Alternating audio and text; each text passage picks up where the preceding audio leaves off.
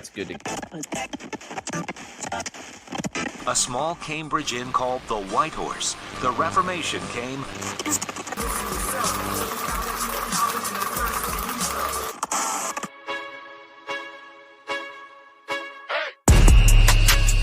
Restless is raw, unscripted, reformed radio.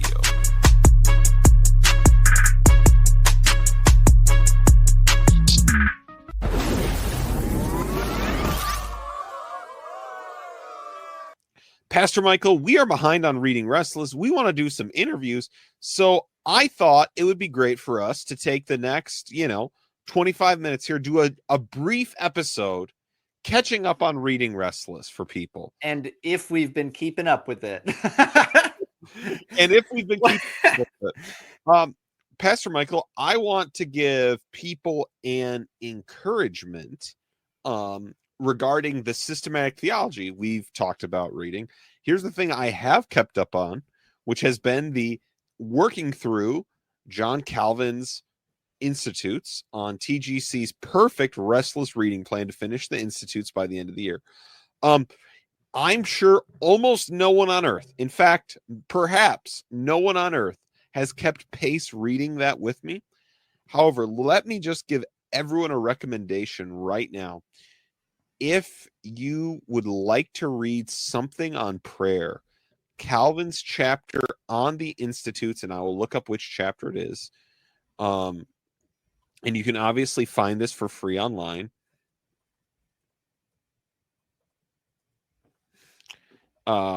This is chapter 20 of book 3. Calvin's chapter 20 in book 3 on prayer is just a phenomenal work on prayer. Everyone who thinks that every Calvinist in the end is going to say, if God is sovereign, why should you pray? Or like even the kind of pseudo Calvinist idea you sometimes get where it's like, well, we don't pray to God because he changes anything. Like we only change so our attitudes about what he's going to do change. Right. I think you will find like a Buddhist prayer. Yeah, basically. But basically he roots his doctrine in prayer in the idea that if what we're saying, and it comes right after his very long discussion of justification, which obviously in the context of the Reformation makes sense. It comes in that context, and he says, so from the previous parts of this work, we have clearly seen how destitute man is of all good, and how devoid he is of procuring his own salvation. Thus, if he would obtain any goodness, he must go beyond himself. Right? He must go to the Lord, manifesting himself in Christ, who opens to us happiness for our misery, abundance for our want, opening up the treasures of heaven to us, so that we may turn in full faith to his Son with the expectation and rest in him. But right, it is, and so it's this idea that the reason we pray is related to this idea that we can provide nothing to God, and ultimately all of the good things we need from God in this life and in the life to come, we need from him. And so it is a great encouragement to prayer. I love it. Or he even talks about, here's a great way to check your desires. He's like, if you want something in your life you aren't willing to pray to God to give to you, that is not a good desire. Right? He's like, everything you should want in life, you should be willing to ask God for. Which I think is a great way, right? It's such a great mirror, right? How many things that I think about trying to get during the day, I'm like, well, I shouldn't. I'm not going to pray. Yeah, I'm not going to pray for that. Yeah. And so I think that's such a helpful, practical way to think about it. And so, it's probably 20 pages of reading, his section on prayer. So it's a longer section, but again, people are writing books on prayer all the time, soon to be written by AI. So here's 20 pages on prayer that I think you'd find really helpful. Prayer from the Dust, an AI book. So, Pastor Michael, a month we have two categories that have passed: a book on Bitcoin, Whoa. and a book from the Western canon. Pastor Michael, let's discuss this. Why would we have even recommended a book on Bitcoin for people? Yes. Well, one, because we're interested in it and we made the list. So number one, boom, we like it. Yep. We like the coin. But That's also, and honestly, more importantly, it's just actually a helpful and important thing to know about. Just thinking about in the past month, I mean, it's gone down now, but in the past month, Bitcoin reached the point where it was I believe it was the 5th largest asset in the world. Yeah. And so if you're like, well, obviously this doesn't matter at all. Well, the world disagrees. The president disagrees. Basically everybody in a position of financial influence disagrees. Whether they like it or not is a different question. Right. But as far as a question of does this matter? Well, yeah. I mean, does Google matter? Because it's worth more than Google. Right. So anyway, it's at least a really interesting and important thing on that level, because it is highly affecting the entire financial landscape. Whether you like that or not, whether you think it should or not, it is. And so we thought that would be a cool thing to read about. Right. And again, I think there are a few things about it. One, as everyone knows, as we talk about cultural things, like we talk a lot about cultural and technology things. We end up talking about AI every now and again. And we're probably at the point where everybody's like, we don't care what you think about this stuff, but you and I just are hanging out. And so we just like talking about it, because if we weren't recording, all of these conversations would be nearly identical without Matt saying like and subscribe and all of those things. Right. Welcoming anyone to listen. And so I do think that, again, Bitcoin is related to this, to this whole topic, the way things are changing. I think what's interesting for most people, if you learn about Bitcoin, I find what you end up doing is you're like speed running, learning about economics and money and like how these things work. Yeah. Which is not an unimportant thing to understand. Yeah. I also think you also speed run why, for example, money in the scripture is often equated with God. For example, I think if you go to Hope, is it hope.com today? Is it, let me see if I don't know. Is it hope. Is it still? Yeah, if you go to hope.com right now, you will pull up a website that is titled Bitcoin is Hope, right? Someone bought hope.com so that they could explain to you that Bitcoin is hope. When money is strong or wealth increases, it is very easy for it to become you can see the why idolatry, right? Why these kinds of things relate to it, right? Again, it's just this, it's fascinating. And so I think, it's great. I listened to the audio book, The Bullish Case for Bitcoin, one I had never listened to before. It's very short. If you would like a relatively short primer on both, it talks about where Bitcoin came from, what it's used for, and potentially what it could be used for in the future that would change its value or determine its value to the world, to you. You can listen to that, and I think it's I think you can get through that guy in like 5 hours or less. So it's a nice short listen or read were you to do that. So all right. Well, I listened to a book as well. I listened to a book called 21 Lessons, What I've Learned from Falling Down the Bitcoin Rabbit Hole by Gigi.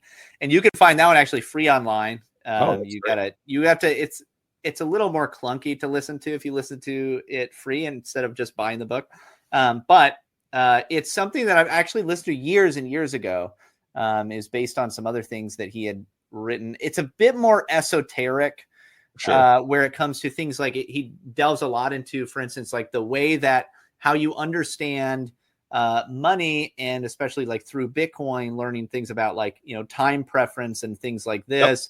It changes how you understand time and the value of time. And so it does get a bit more esoteric. And I'd say even to the point where it's like, I don't know, some of it I'm like, this sounds like somebody who doesn't have God. Like that's what it feels like half the time. Yeah. But a lot of it also is very interesting. I think helpful because I do enjoy the more philosophical side of these conversations. Because again, I do think because economics at the end, when you get into its more it becomes philosophy, right? Economics is inherently philosophical. And I think especially in our commercialized day, I think it's no surprise that Bitcoin has led a lot of people to become more philosophical because it is kind of an on-ramp into conversations and understanding things at a deeper level than, right?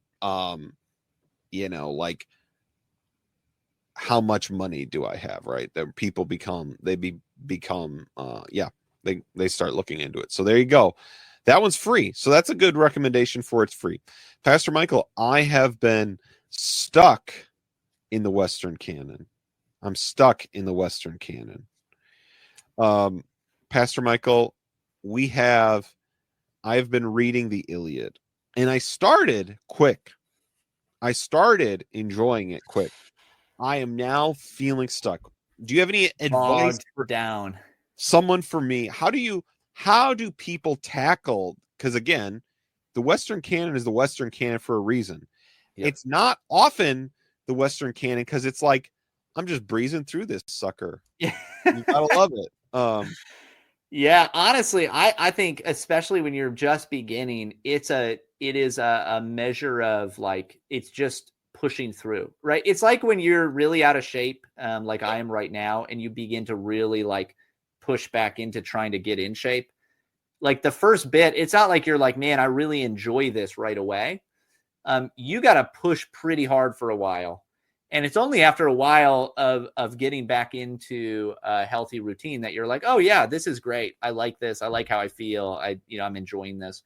I think the same thing is often true with how we read books, especially important books that we're often, like most of us are not as literate as we should be, and so to try to push back into it, it's just hard, right? That's how I felt when I, reading the Iliad, reading, the Odyssey, like these, like there are things, this is what I always do, by the way, when I'm reading those, I push through, even when it kind of feels like I'm bogged down, but I'm just looking for almost like little pieces that I like. Like, is there just like a line every once in a while that I think is really enjoyable or profound, or like a funny line, or a really like, poetically beautiful line or something like that, or like a little piece of it. And that way, that also just helps me keep going, where I'm like, okay, there's something. Because I think a lot of times it's so different. It's so like culturally different. It's just not a way that we communicate anymore. And so it's a little bit difficult to keep up with it. But that's what I say. You just push through. It's brutal sometimes, but you just got to push through. And eventually you will get better and better, I think that I think it's interesting in that there is a the thing about it that's very interesting, especially what you notice, is their willingness to basically just embrace that like events are subject to the gods, right, to the supernatural, like that they're like writing history and battles and these things like are done in like that has a real effect on us. And so I just think it's I think that is a pretty fascinating just a fast. Again, you get to experience this kind of thinking that is different than us, which is great. Yeah, that's awesome. I have not even started a book in this category. I've been totally sidetracked from reading Restless. I'm so sorry to let everybody down. And I've just been finishing up books that I've started or I've just wanted to read. So like in the last month, I read The Rare Jewel of Christian Contentment. I read a book by Sinclair Ferguson, Lessons from the Upper Room, which was just helpful for me because I'm preaching through John. Things like that. I'm in a book club with a patron, by the way. And so shout out to Tony. But we just read Out of the Ashes, which is the Anthony Esselin book that you and I have talked about using for a book club. And so we've been reading that. And so I reread that book, and that talks a lot about the Western canon, but I have not actually read it. I did. This is what I'll say. This is what I did. I went to a showing, a theatrical performance of Macbeth. So I went and saw Macbeth live, and Shakespeare counts as part of the Western canon. It does. So I kind of read Shakespeare by watching it. Yeah, I read a Shakespeare book earlier this year, so I did finish one. That's right, you did. Canon. I read Henry. Throw the Iliad out. Yeah, we might have to wait. Henry V. Macbeth. Henry V is great. Macbeth is awesome. Yeah, it's so good. It's so profound, and really dark, but really, really good. And Henry V, again, there's a lot. One of the genius of it is that he's actually willing to admit humanity. We have a very complicated relationship with war, that there is actually kind of something glorious about it. Also not, it's that he kind of works through that, which is very interesting. So Pastor Michael, that brings us to a book that is funny. Is that this month or was that last month? Am I that far behind? It would be this month. Well, I haven't read one yet. I'm almost finished listening through again to Bondage of the Will, which doesn't count as a book that's funny, but it is funny.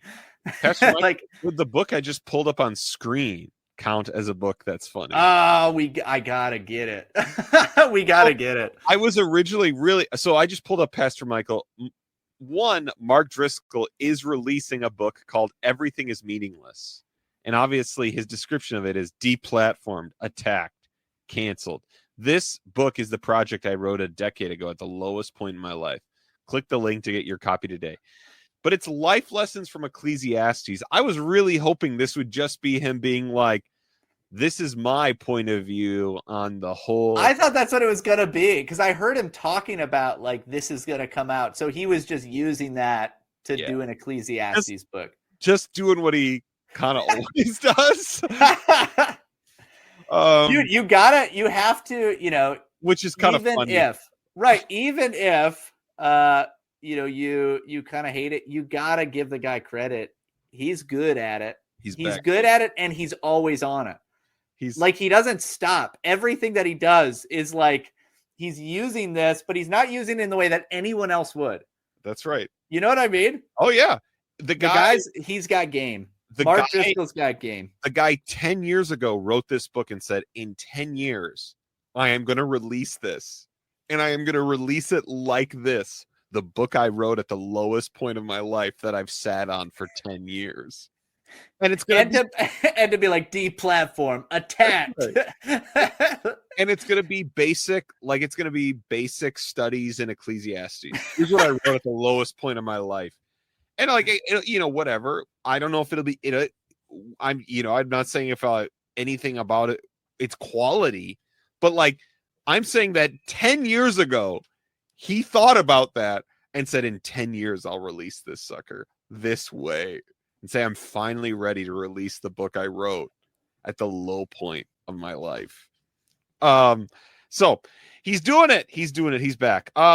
The book that I recommended to people, if you'd never read it, was P.G. Wodehouse's Code of the Woosters, which reads like a older but an episode of Arrested Development.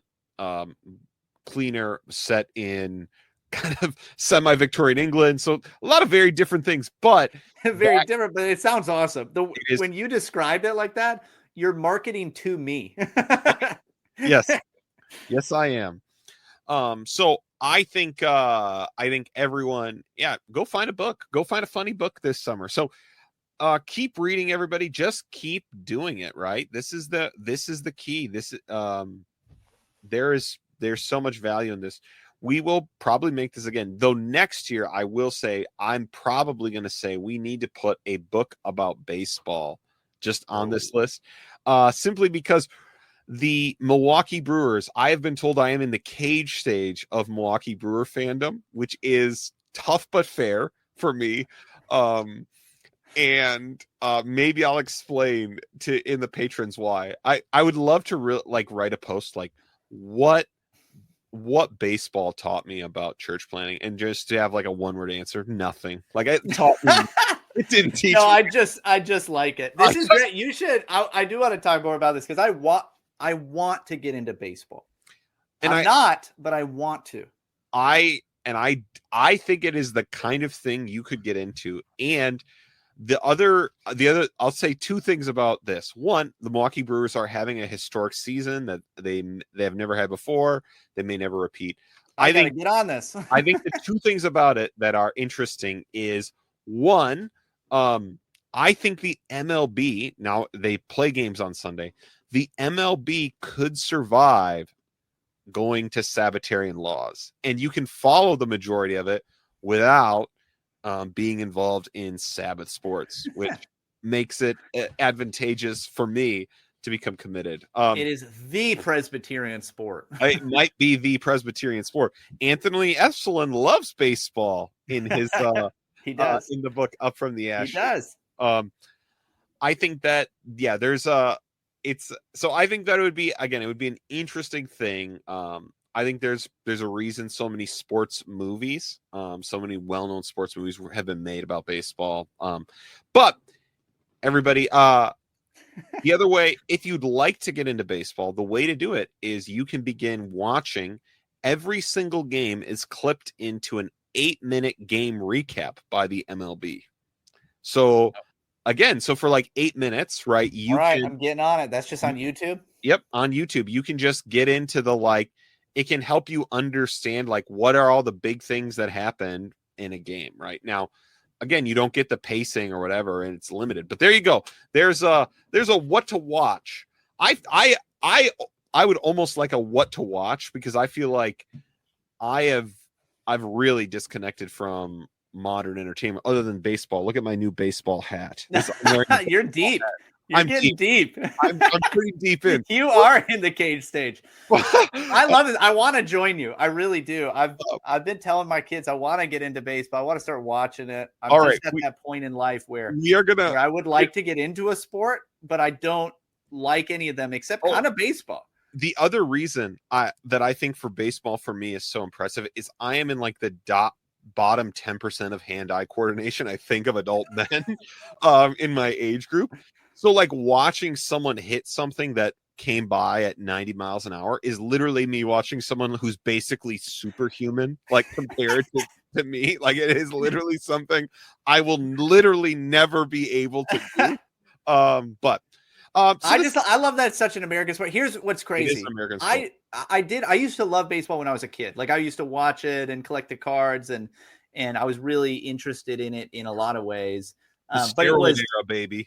It was the steroid era, and it was awesome.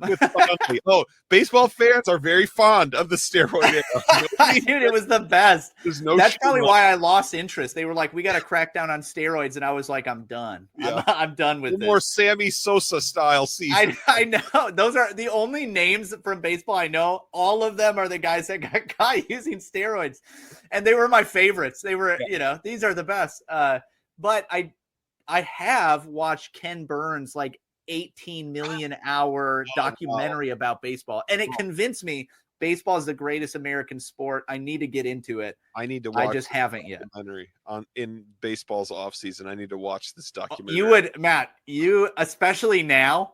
Oh, I'm telling you. I'm telling you, watching this as a middle-aged man. Yes! As a middle-aged man that just got into baseball, you will have the best time of your life watching this historical documentary about baseball. And I'm telling you, it's like, I think it's actually something like 9+ hours. It's huge. I literally can't wait. It's so good. Reading Restless. I'm so sorry to Amy. Reading Restless, watching Restless. This is what you're here for. You love it. We love it. Go Brewers. Let's finish out something here against the Cubs. Come on, 100-win season. 100 wins. That's what we're looking for. Like and subscribe if you want the Brewers to get 100 wins this year.